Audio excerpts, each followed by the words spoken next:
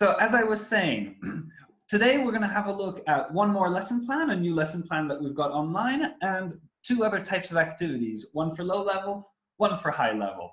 It's going to be a good mix. So lesson plans. Imagine right now, you've just opened your materials here. You're on the search engine. How do you find lesson plans? Where do you go?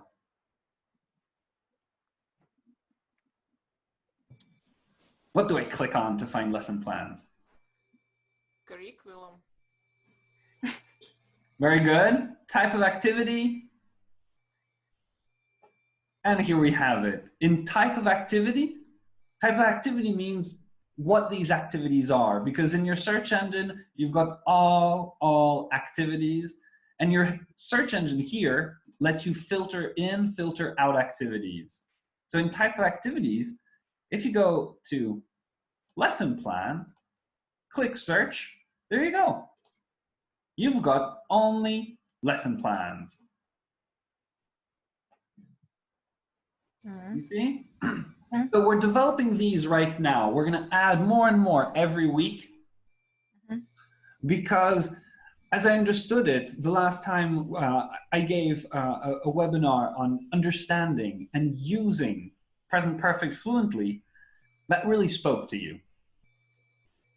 So we're going to develop that as well. More activities are coming, but also more lesson plans. And today we're going to look at lesson plan for past perfect. It's going to be very similar to the present perfect one we did. So you see, we've adapted the lesson plans a little bit to add as well minimum and maximum class time. We're putting it as minimum and maximum because really it depends on how many students you have and on how you choose to conduct the activity. If you notice in all activities, we give you a certain flexibility because I find myself as a teacher, if I find an activity that is very rigid in its instructions, I understand that I can't really adapt it very well to my students. So the flexibility here is very important. So this is our lesson plan for the first lesson for past perfect at B1, B2 level. The idea here is that it's the first time they study past perfect. But it's not the first time they study perfect. They've studied present perfect before. They've also studied narrative tenses before, past simple, past continuous. So we're going to play on that. So your lesson plans always start with a little presentation support. Sorry, this was basic practice. I clicked on the wrong one. Presentation support links you. The link is wrong. The link is wrong. That's my fault. So you can find this here as well. Presentation support. It's up here. And we're going to select past perfect.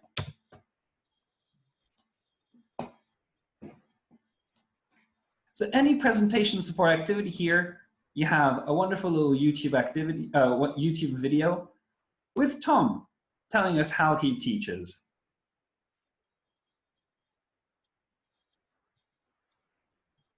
There we go. Presentation support for past perfect. And we've got Teaching past perfect. Tom telling us how to teach past perfect. So, do you remember what we said about present perfect? How did we teach fluent use and understanding of past perfect?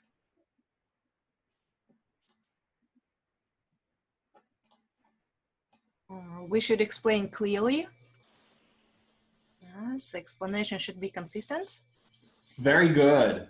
Clear, consistent, and understandable where students can use it in real life.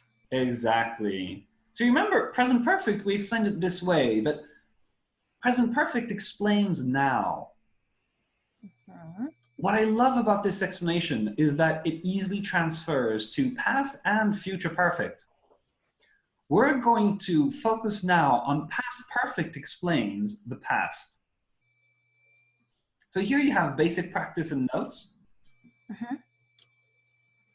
These will give you the form Past simple is your main story. Past continuous is your picture context. And now you're ready to learn that past perfect gives background, explains the past. So when you see an example, okay, if you hear or see Joe hadn't slept well, what can you assume from that? That is what happens whenever native speakers hear a perfect tense.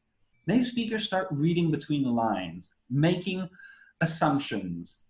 Joe hadn't slept well. Well, Joe was probably tired. What else can we assume? Joe might be late for a meeting. Maybe. Sorry? He looks bad. He looks bad. Very good. I hadn't thought of that. Joe hadn't slept well. Well, Joe didn't look good. Yeah, he looked bad. Yes. Anything else? Dark circles and bags under the eyes. Bags under the eyes. Fully agreed. So you see, perfect is always heavy with meaning. And that is exactly what our students are going to play with in this basic practice and notes. Now, remember, basic practice and notes, they're always P1. What does that mean? That means that in a P1 activity, you'll have the explanation, the examples. You can find your own examples for your class, but we provide you with examples as well. And then typical practice, fill in the blanks, things like that. So look at these other examples. I like these. It works very well to show emotions. Background, I had forgotten her birthday. What can I assume? She was angry. She had drunk some old milk.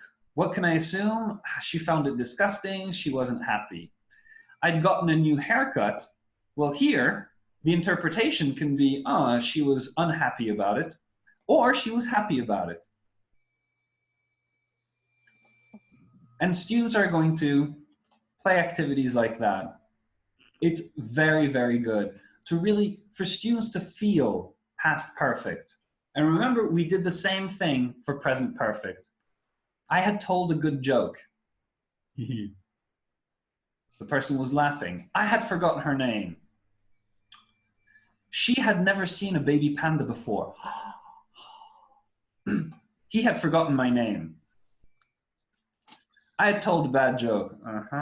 Awkward. Students are going to play with that. And then you have typical fill-in-the-blank activities, things like that. These are P1s. These are those level of practice where students are on their own and they can make their piece. They're at their own rhythm. They can make their piece with the explanation that you gave them. It's really important that before we start drilling, before we start making things automatic, remember, we want our students to be in a safe place. We cannot build good reflexes if the student doesn't trust the explanation, if the student feels unsure about the form or about the logic. So we need to put our students in that safe zone. They need to feel, okay, past perfect explains the past. Yes, it's simple, it's clear, and I can do this. That is what we achieve through P1s. Now, let's get back to our lesson plan. So we have presentation support, a video from Tom telling us how to teach. We have basic practice. This is really our P1 activities. This is what I give students for their homework as well. You will have more than one fill-in-the-blank activity in there. Students can take this for themselves. It's a PDF version. They have the explanation. It's a good reference for them. And they can do more exercises on their own to consolidate. But now we want to play activities where students are really going to play with the past perfect and build their reflexes, develop not only their understanding, but their use of perfect tenses. Let's face it, perfect tenses are one of those categories of grammar that that do confuse students sometimes. So the first activity we suggest to play with past perfect is called I saw my friend. And we're going to play on this first activity that we had in the notes and basic practice, the idea of associating emotions to a past perfect sentence. So look, here you have it. You have emotion and situation cards, and students are simply going to match the situation to the emotion. I saw my friend, he had won the lottery. I saw my friend, he had just seen a pretty girl. I saw my friend, he had just cut his finger while cooking. I saw my friend, I had stolen money from him. I saw my friend, he had lost his pet. I saw my friend, he had just drunk some old milk. All these are to help students grasp this idea that past perfect is always full of meaning. Perfect tenses are always full of meaning. If it's past perfect, it's just explaining something, a past emotion. If it's present perfect, you're explaining a present emotion. You can do the same game, same activity with present perfect. We did it not last week, 2 weeks ago. So I saw my friend. We're going to continue developing activities like that where students can just simply associate a perfect phrase to emotions that people are feeling. And then, just like with present perfect, we're going to just simply build up steadily in difficulty and in confidence. Our students start in that safe place zone. Okay, my teacher told me this. My teacher told me this logic means this form. It's clear, it's consistent, I feel safe, I can do this on my own. And then we start giving them more and more tricky exercises. I saw my friends, and now we're going to play make assumptions.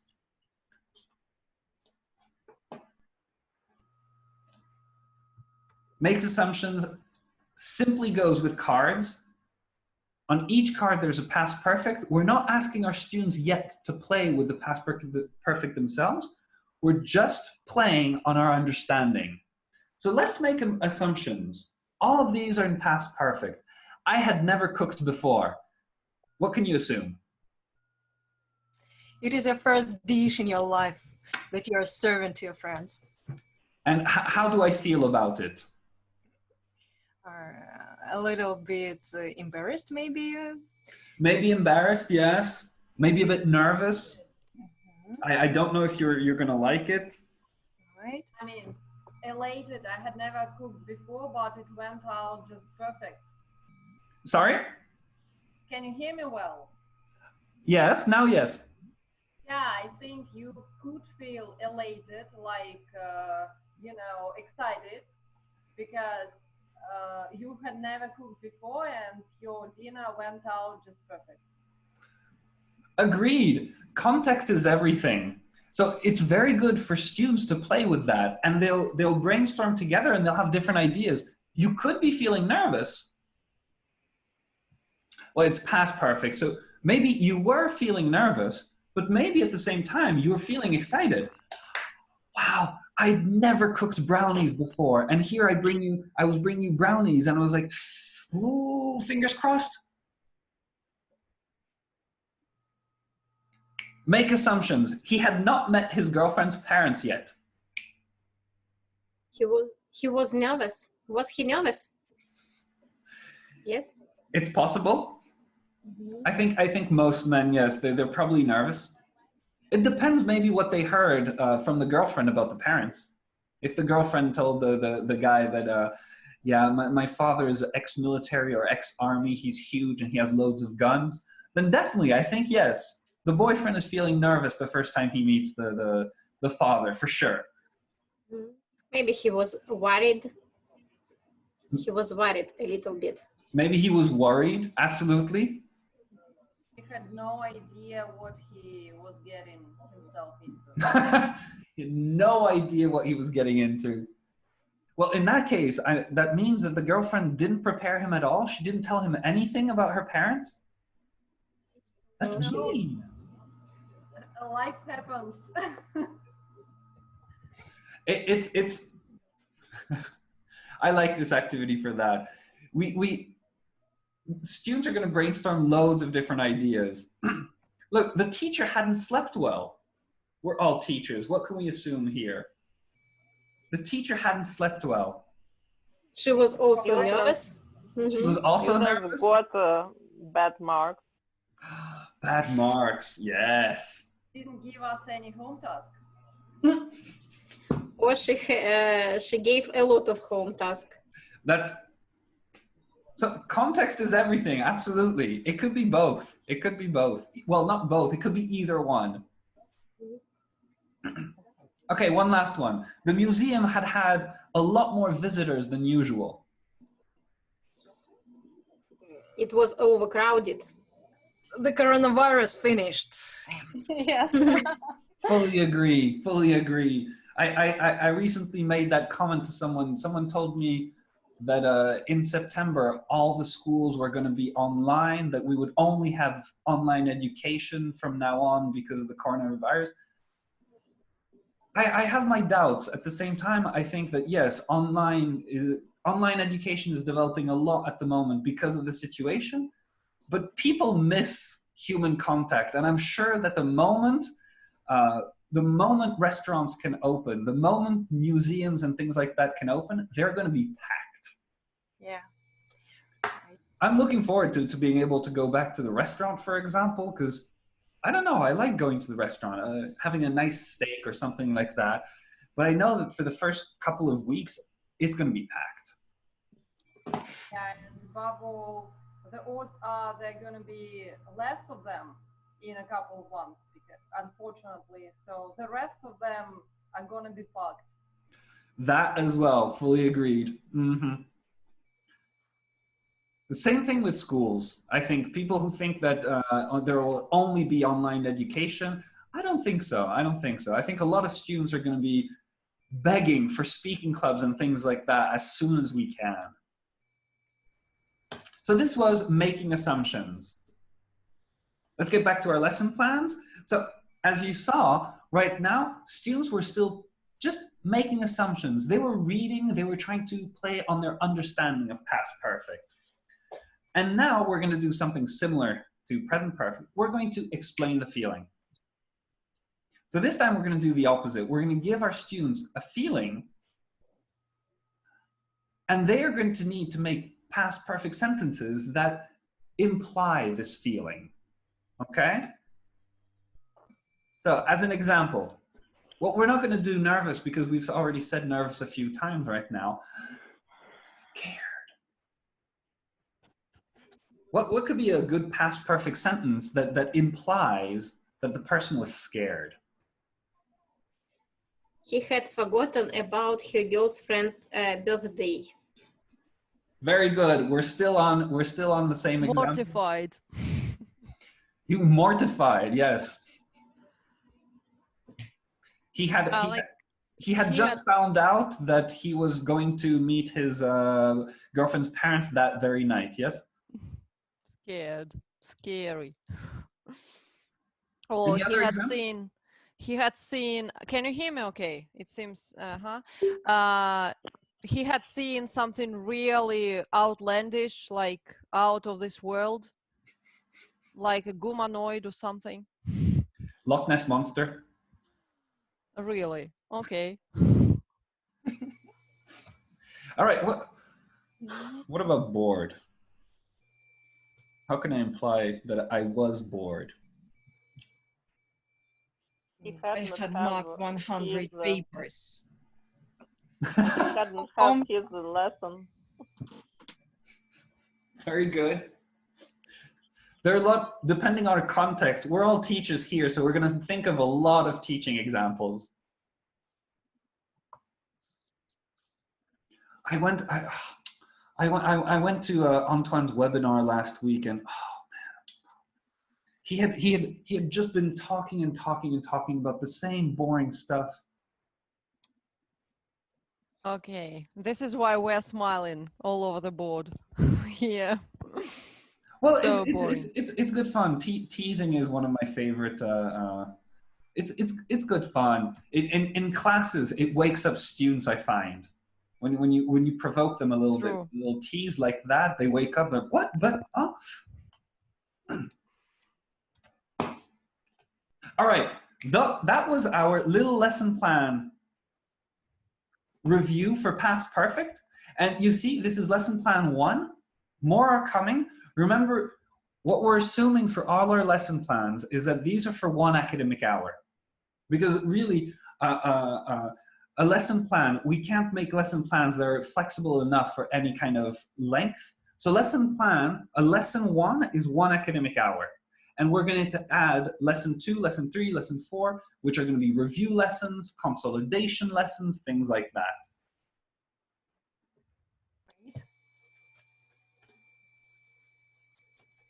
Now, let's start back from the beginning, because there are 2 more things that I want to show you today. Let's start with lower levels. So I'm going to take grammar out here, because this is something we've been playing with very young learners and very low levels. Numbers. I mean, I know numbers should be obvious, but let's face it, at very low levels, the problem is that there's so little that they can say that we're pretty limited sometimes in terms of creativity and things like that. And it's always refreshing to find fun activities that we can play that are going to offer some kind of variety.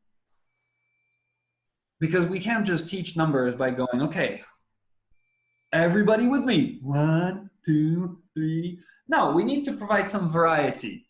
And I really like this activity that we often do with young kids, count and say. It's simply put, we're going to combine vocabulary of numbers and of animals. I'm sure you've seen things like that before. The idea is simply, we've got, these are the cards in order, okay? We have 1 frog, 2 fish, 3 horses, 4 what? 4 dogs, 5 monsters, 6 bears, 7 birdies, 7 birds, 8 cats, 9 tigers, and 10 what? 10 what? 10 rabbits. Ooh, 10 rabbits. We love rabbits, right? You get the same, but the next document is the same, but not in order. And there are a lot of different versions we can do of this. So the traditional procedure, I'm sure you've seen this before, you start with the cards file, and what you do, if you're in the classroom, you print them out, but if you're teaching online, you just share screen and use it in a presentation format. And you go through the cards 1 at a time in order, and students repeat after you. That's just traditional. You can have students doing it in order, and then you shuffle the order. You can do it slowly. You can add speed to make it more interesting. Now, there are different versions for speed. What I like for variation speed, it's simply as a whole class thing. You start the stopwatch, you make them repeat everything, you stop the stopwatch, you write the time on the board, and then you challenge them, okay? It would work a bit like this. We're gonna do the one not in order, okay? Out of order. So I'm gonna time you, okay? Are you ready? Okay. Let's see how fast we can go over this, all right? Okay. All right, so the first one, ready, steady, go. 2 fish. Are 7 birds. Come on. 7 Birds. 7 birds, all right. 5 monsters. Very good. 8 cats. Very good. 3 horses. Awesome, awesome, awesome. 9 tigers. Perfect. 10 rabbits. You're an ideal student, it's amazing. 4 dogs. 4 dogs. 1 frog. 1 frog. 6 bears. 6 bears. Perfect. Very good. Okay. 37 seconds. It's always, it's normal the first time we're getting into it and everything. You write 37 seconds on the board and then challenge your students. I know I say this a lot, but it really changes what happens in the brain of the students. When you just tell your students to do it faster, the students are not pushed. They're not, what we want to do is push their brain to stop translating, to stop looking for the words in their brain. We need to push students so that the brain makes reflexes. There's this triangle of death of translation and things like that, where students interpret the knowledge. But we're trying to push them to not interpret the knowledge, to be like native speakers, to have a direct reflex. You see, you say. I see a window, I see a door, I don't need to think about it. It's immediate. That's the way it works in our native language. And we can achieve that, especially with kids. Kids are very open to building their reflexes. The older we get in our lives, the more our brain is set in its reflexes and the more we rely on our logic. But kids are really very open to building new reflexes. So challenge your students, because that pushes their brain to not just do something faster. Oh, I'll try to do it faster. No, it's 37 seconds. You did 37 seconds. Now, look, 37 seconds, it's pretty good. But I think you can do it. I think, you know, there was a bit of hesitation at the beginning just because of the first time. I think you can do it in 18 seconds. What do you think? 18, doable. It's less than half, actually. We're gonna try to go from 37 to 18. All right, ready? Ready? Yes. Ready, steady, go. 2 fish. 2 fish. 2 fish. 7 birds. 5 monsters. 8 cats. 3 horses. 3 horses.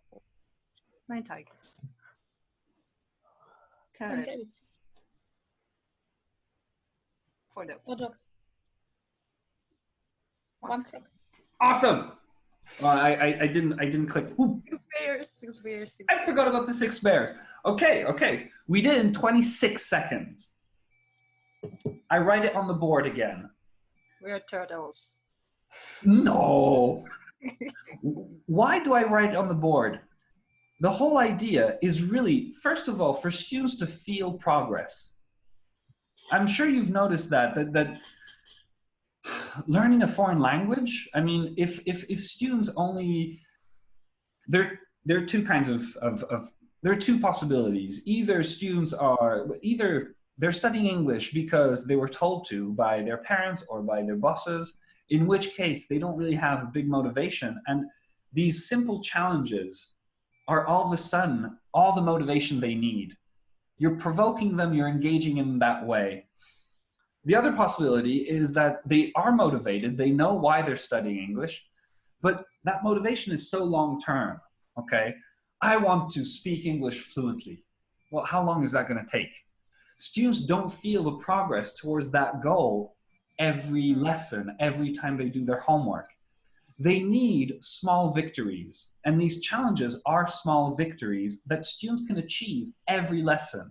So firstly, these challenges are very good to engage the students and to play on their motivation. Secondly, what's great about a challenge is that it's not achievable the first time.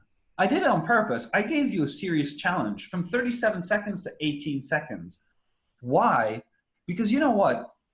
If you achieve the challenges I give you the first time, every time we play a game together, we have an activity like this together, then with time, you try less and less hard in my lessons. And you don't want it to be too difficult. If it's impossible, it discourages students. But if it's too easy, it doesn't push students to achieve. And this is where teaching is a bit of an art. We all know our students best. It's really, this is where we need to understand our students, to feel them, and to feel what is a good challenge. I gave you a pretty serious challenge. Why? Well, you're teachers. I know you know this by heart. So in principle, I can't assume that there's a big margin of progress for you. But at the same time, it was the first time we did this activity ever, so there was big hesitation at the beginning. You didn't know whose turn it was, or things like that. So I saw big margin of progress.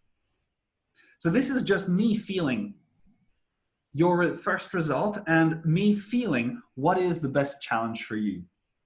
You need to feel as a teacher whether your students have a big margin of progress possible or a small one. And this is going to dictate which challenge you give your students. Right? Yeah, we must be psychologists, yeah? A little bit, yes. There's more to teaching than just giving activities, right? Mhm. That's why I don't think technology will ever replace fully the teacher. There's a psychological aspect. If students could just learn without a teacher, then we'd know about it. Of course, there are exceptional students that can learn languages on their own. I will never forget the time I met not in St. Petersburg, but I was at a camp outside of, in the suburbs of St. Petersburg, a summer camp. And I was one of the teachers at the camp. And at break time, it was at the weekend, if I remember correctly, I met one of the senior administrators of that camp. It was a man who was easily in his 80s. So a man who came from, you know, Soviet education and everything, who's easily in his 80s. He comes up to me and he starts speaking with me in fluent English. It was amazing. I was I was flabbergasted. Then he asks my name and I tell him Antoine, and he goes, whoa, whoa, whoa, whoa, whoa, that's not an English name. And then he starts speaking to me in fluent French. What is going on here? He was just extremely talented with languages, and it was very impressive. It was really very impressive. I have no doubts that that man could learn to speak different languages on his own. It's his talent. Our students are not all talented, naturally talented at languages, and we need to challenge them. We need to engage them. It's the psychological aspect. You're absolutely right. So challenges are a great way to engage our students. I think we all agree humor is a great way as well to engage our students. And that is why I suggest with this activity, an activity that I've talked about before, funny voices repetition. This is an activity that you can use with all our pronunciation activities. So I'm simply going to open it in a new tab because I don't want to lose the first one. Funny voices repetition is an activity you can do with practically any listening activity, any pronunciation activity, any repetition activity. These are cards that are going to tell our students how they're supposed to say something. And there you have it. I love it. Boom, opera singer. Okay. And we do the same activity, but we're going to do everything as an opera singer. Two fish, 7 birds, 5 monsters. It's loads of fun. And then you switch. Boom, president. Okay. 1 frog, 2 fish, 3 horses. Bow, bow, bow. Next card, pirate. Arr, arr. What do we have here? We have four dogs. Arr, 4 dogs. 5 monsters. Arr. And the students play with those. And you see, all you're doing is distracting the students with these funny voices, but the students are just repeating again and again what you want them to learn. Ghost, ooh, 8 kittens, 9 tigers. The students are going to have loads of fun with these. I highly recommend this. It's loads of fun. Robot, witch, baby. Antoine, is it possible, Antoine, to use this activity while talking about past perfect? The funny voices. Yeah, funny voices and past perfect. Is it possible to combine? I honestly haven't tried that, but yes, you can distract your students with funny voices pretty much any level. That's why I love that funny voices flexibility activity. You can use it with past perfect. I highly recommend also checking out the pronunciation. We've got a huge amount of pronunciation activities. These are tongue twisters, little pronunciation poems that we made ourselves, and you have loads for loads of different levels. The way I do it is this. So this one, for example, is focusing on questions, question formation. Can you show me where they went? I get my students to repeat with me. Where they went. Where they went. Very good. Where they went. Where they went. Show me where. Show me where. Show me where they went. Show me where they went. Can you show me where they went? Can you show me where they went? And we drill like this, the pronunciation of these questions. When are you? When are you? When are you? When are you gonna? When are you gonna? When are you going to? When are you going to?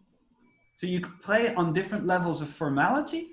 You're training this pronunciation with the students. I love these as warmers. Honestly, if I don't have a clear warmer for a lesson, boom, pronunciation, 5 minutes of pronunciation. And you can combine these with funny voices. Okay, next card, robot. Can you show me where they went? Can you show me where they went? When are you going to be able to call me? When are you going to be able to call me? More ragged. When are you going to be able to call me? When are you going to be able to call me?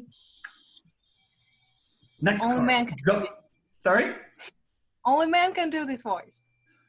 Okay, well, for girls, which one? The ghost one. Ooh. Can you show me where they went? Can you show me where they went? They went. And students are going to have fun playing with intonation, because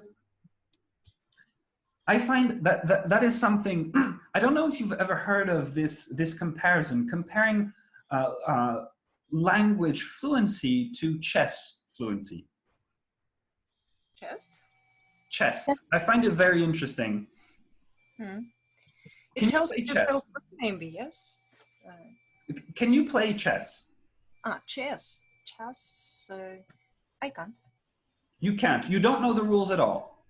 A little bit, I know. You know a little bit of the rules. Okay. Is anybody like intermediate at chess? No. No? But Well, so then you're probably like me. When you play chess, if I play chess, I can usually plan 2-3 moves ahead. it's the most difficult to plan. Exactly. And even though I have a plan of 2-3 moves ahead, it's a very rigid plan. I cannot adapt my plan. So I have a plan of 2-3 moves ahead that depend on what the other person is going to do. And if they don't follow what I expect them to do, my plan is just complete. I have to start over. I have to rethink everything. Oh my gosh, I'm not a proficient chess player. A chess master can plan, from what I've heard, hundreds of moves ahead. And these moves ahead are not just rigid like mine. They can adapt their plans depending on what the other player does. And this is a very interesting comparison to languages. When you master a language, you're not only responding to the logic of the words that you hear. Because you master the language, your plan and your conversations depend on the logic of what is being said, but also the intonations, the emotions of what other people say. You can adapt your goal in the conversation to the emotions that you hear from the other. These are the moves of the other chess player. When you're not proficient, when you're not fluent in the language yet, that is much more difficult to do. And that's what a lot of students struggle with when they go abroad or when they have real life conversations in English. Very often they feel that there are things that they don't understand and they blame it on the teacher. They think, I didn't learn well enough, or the lessons weren't good enough. But actually often it's simply because of this chess master problem. It's just that they only listen to the logic, the logical words that the people use, and they don't pay attention to the emotions and intonations. That's why I love all these pronunciation activities and playing with funny voices, is because even at A1, A2, B1 level, students are saying the same things with different intonations, and they're developing a certain emotional intelligence in English as well. They're not just developing their intellectual intelligence, their logic, they're also developing their emotional intelligence in English. A ghost sounds scary. A robot sounds very formal and very boring. The president sounds very formal, but he should sound inspiring. You should feel that, yes, this is the president. Everything is going to go according to plan. So we took a bit of a tangent there from the original exercise we were talking about, numbers. But yes, I highly recommend, check out pronunciation.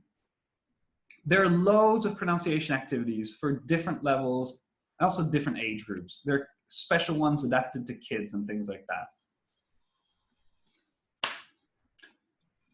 We already only have 15 minutes left, and I still had other activities to show you. Any questions, comments on everything we've been talking about so far? I was surprised about intonation and logical activities such as playing chess. Maybe because it's the main problem, yes? Intonation for Russian students and even maybe for teachers, it's one of the problems. It's not especially about being Russian. It's a problem for anyone learning a foreign language. It's just that because it's not something that the brain masters yet, the brain is going to focus on the logic, of the logical aspect of the words, and less on the emotional aspect. Yeah, it's awesome. Well, actually, thank you. It's going to make a good transition to what we're going, the next activities.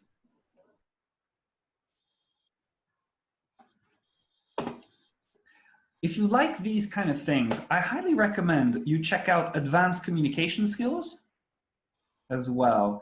This is something for higher level students, of course. Advanced communication skills, we're not teaching English here in terms of the hard skills, the engine. You know, the engine of a language is the grammar, the vocabulary, all these things that help us build our sentences. Communication skills are more about choosing the words based on who we're talking to.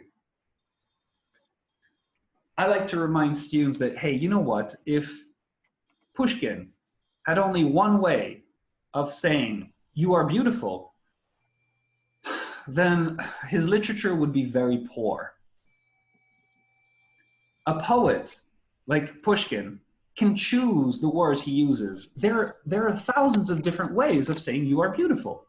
And a poet like Pushkin wants to be able to pick and choose those words depending on the context, the person involved, what kind of man is saying "you're beautiful," and what kind of girl is he saying it to? What is the context of their relationship? Is it a husband complimenting his wife? Is it a boyfriend complimenting his girlfriend? Is it a man complimenting a girl he met for the first time?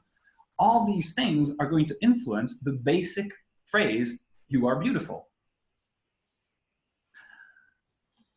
So to play on things like that, I highly recommend advanced communication skills. And today we're going to look in particular at something. I'm going to reset right here. You can look in target language, levels of formality.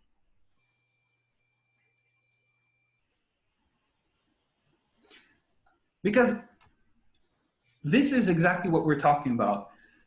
Formality of words and familiarity of words depends on who is speaking and to whom they're speaking and on the context. And there are two new types of activities for this that I really want to play with today with you. It's called playing with extremes. So we're going to play with extremes.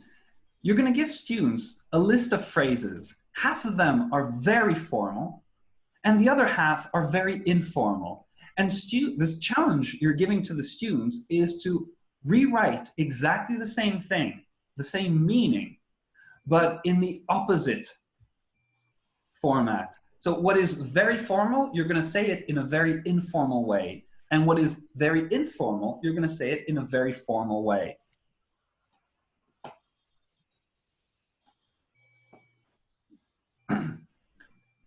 Very formal. Sir, the style of your clothing displays the quality of your person. Or so shall we change for informal, right? How can we say this in a much more informal way? You're looking so cool. Very good. What about the sir at the beginning? Sir. How can we change it to an informal, instead of Dude. saying sir, what do Dude. people say? Dude. Hi, guy. Hey, Guys. guy. Hey, man, dude, things like that. Very good. You see that including things like that in your lessons as well is great to engage students because they hear things like, hey, dude, hey, man, hey, guy, all over the internet. And they never see it in their textbooks.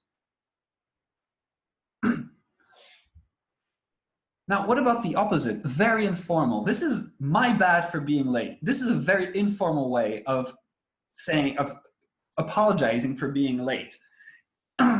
if, for example, if it's in a professional context, like we had a meeting and you are very late to the meeting and you come in the meeting and you just go, hey, my bad for being late. I'll be like, whoa, whoa, whoa, whoa, whoa, whoa, whoa. I terribly apologize for being so dramatically, inappropriately late. I think I can excuse you now. Okay, I'm saved now. That was very formal, very, very good.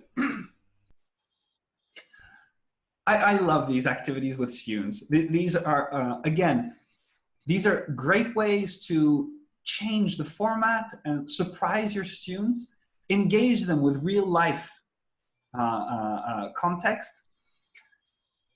These are great for warmers to start off as a lesson. It's also a great, what we call contingency activity, an activity to have up your sleeve in case your lesson plan goes a bit differently to what you expected. So funny voices, playing with extremes, those are great activities to basically play on emotional intelligence in English with your students. So should we translate if students don't understand any words? For example, it takes some time, much more time to translate, to understand, and I want them to play, but they don't know the words. Should we translate these parts or not?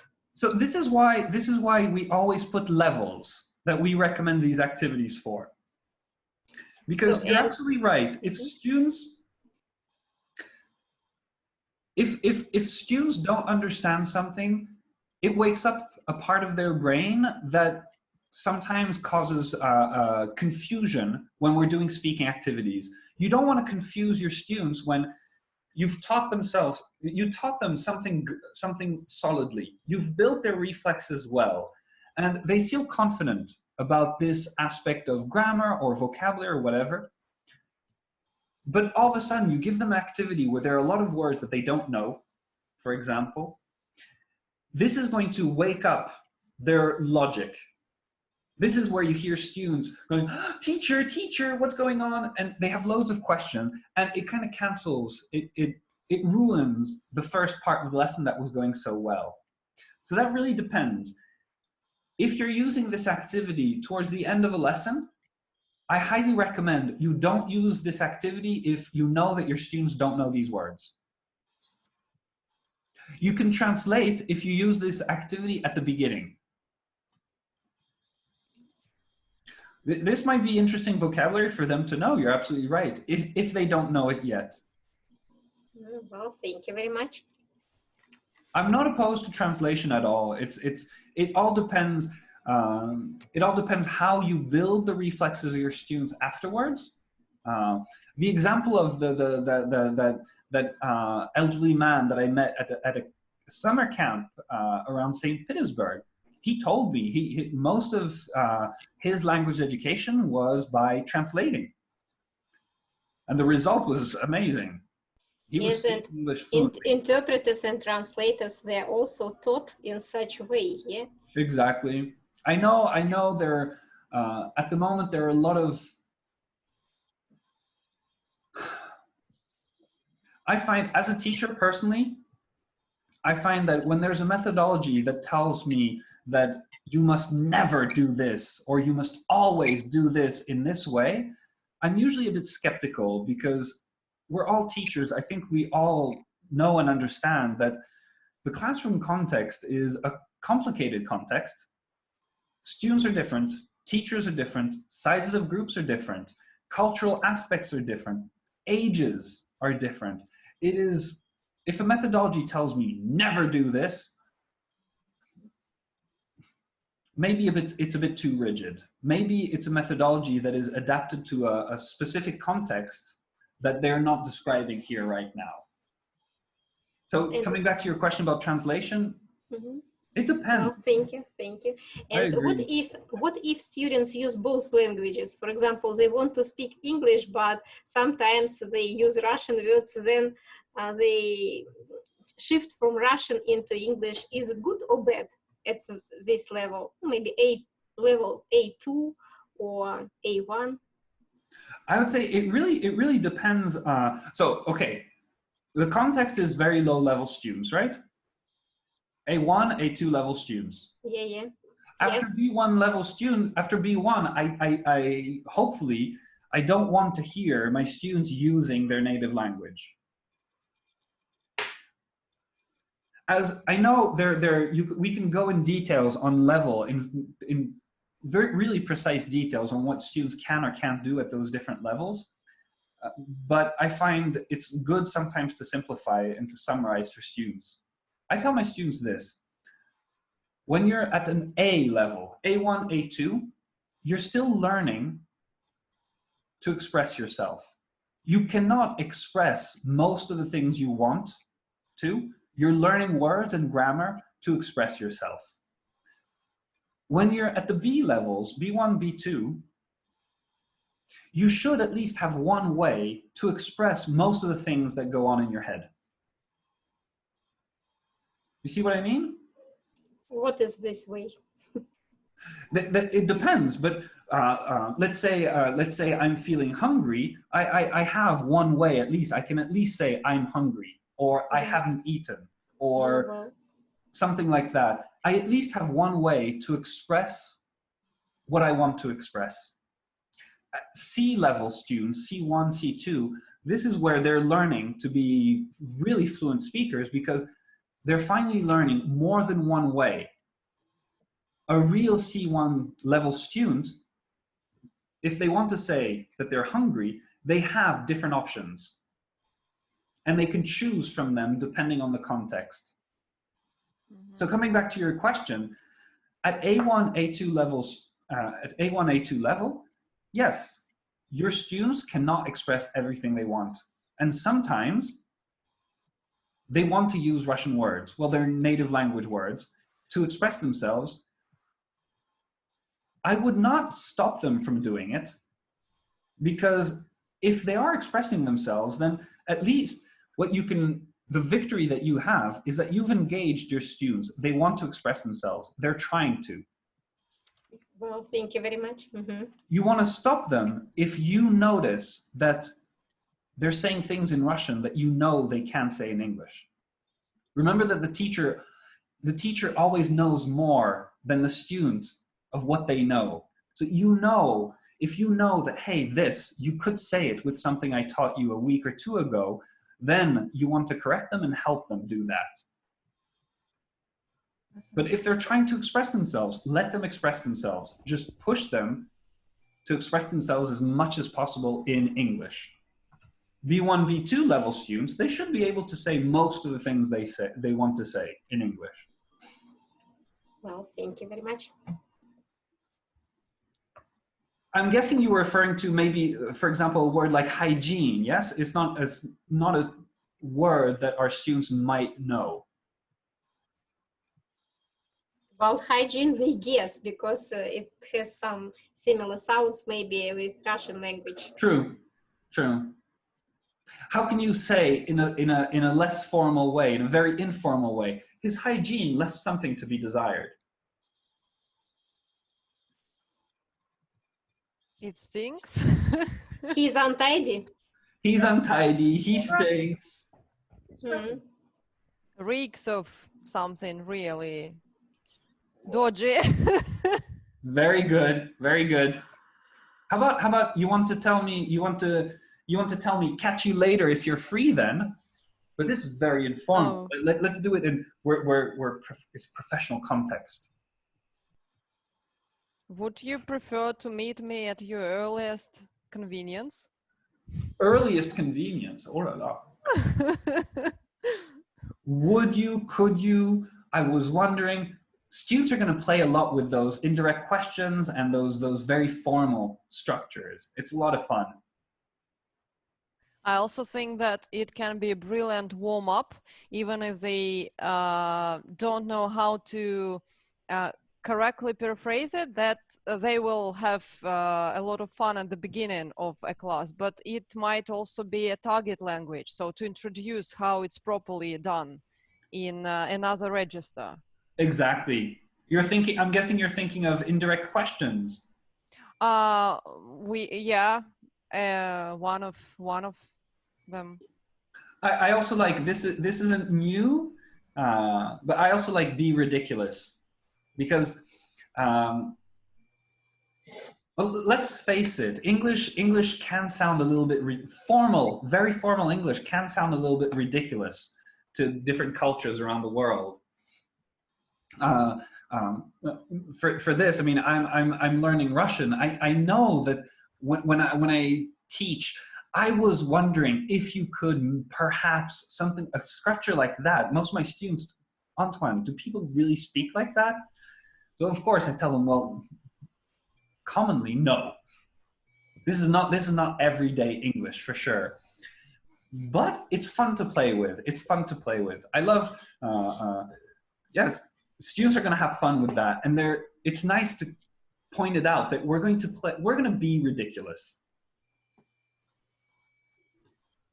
So you see, you give them situation cards. Your friends in a restaurant.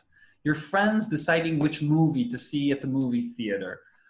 One of you is a car salesperson. The other wants to buy a car. You're strangers sitting next to one another on a train. This gives you the context, the situation. Each situation card gives a setting in which the students should partake in small talk. Depending on what you say, the students should use either very formal or very informal language. And students are going to play with that.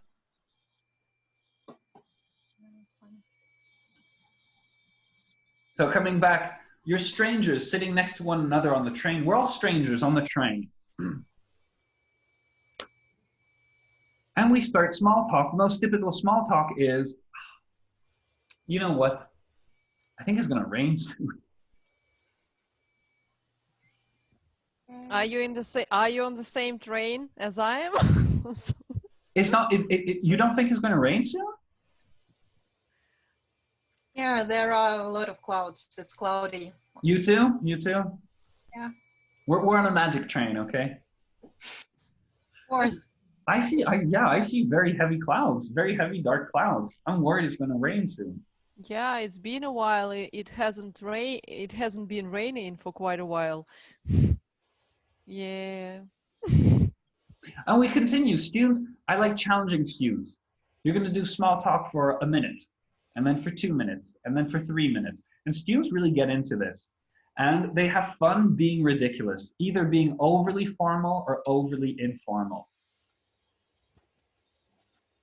In this context, we were being pretty formal, but you could play it very informally. Don, excuse me, is it a good idea to use small talk at the beginning of the class or at the end? Sometimes I notice that students can work attentively only during the first 20 minutes, even students, second year students at technical university, Tomsk Polytechnic University. And I don't know if it's better to use something interesting at the beginning, or is it better to use some activities at the end, and I use them at the end of the class because I understand that they are tired and it's better maybe to relax a little bit. And how do you use such activities? So you're talking about the specific context of university students, because you probably have it's large classroom style, and usually the students have a lot of other subjects. You're with architects or engineering? No, Tomsk Polytechnic University, Polytech. engineers, power engineers even. Ah, Anna, right? Yeah. Yes. Yes. It's me. So this is the specific context of students who are already pretty swamped with knowledge, heavy knowledge, outside of your classrooms, and let's face it, they to them English is kind of a side note. I can relate because honestly, I am actually an engineer, so I would have been one of your students. I studied engineering in Paris, and we had English because everybody should speak English nowadays. But engineers, typically technical people, are not that good at the humanitarian disciplines. And most of my colleagues, most of my classmates, they were terrible at English. And because they didn't devote that much energy to English. So I think in your case, you're talking about students that are tired. Yeah, especially now. I understand. They have all classes online. We have that specific context of that at the moment. I highly recommend, it's called, you wanna wake up your students at different moments, surprising moments of the lesson, right? I highly recommend, that's why I showed funny voices, for example. These are easy activities that kind of wake students up. Well, thank you.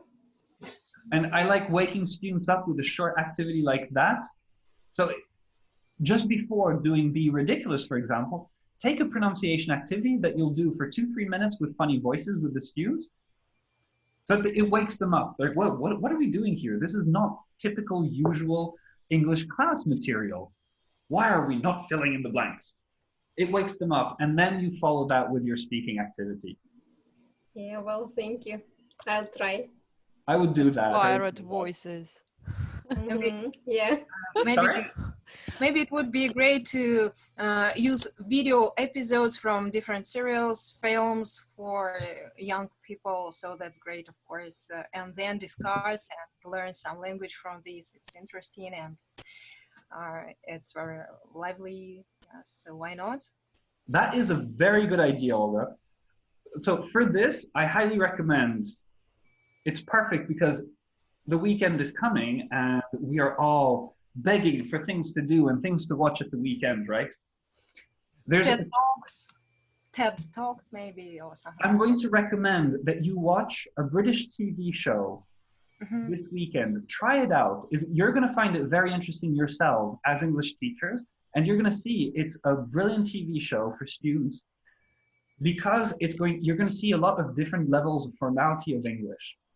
This TV show is called, I'll open the chat. Yes, please.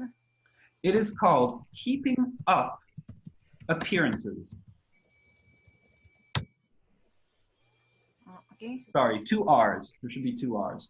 Keeping up appearances. This is a BBC TV show from, I think, 10, maybe 20 years ago. It's very funny. It's the story, it centers around a middle-aged couple, British couple. The wife is obsessed about her social status. You'll see that she wears hats just like the Queen of England. She wants to be part of the upper class of English society. But in reality, her family doesn't come from upper class. So she is always trying to portray herself. You'll see that she speaks like the Queen. She speaks very formal English. She holds herself just like the Queen. Those little handbags and those little hats, those little suits that the Queen wears, she wears exactly the same. And she tries to behave the same way. And in her neighborhood, she always tries to portray that image of herself.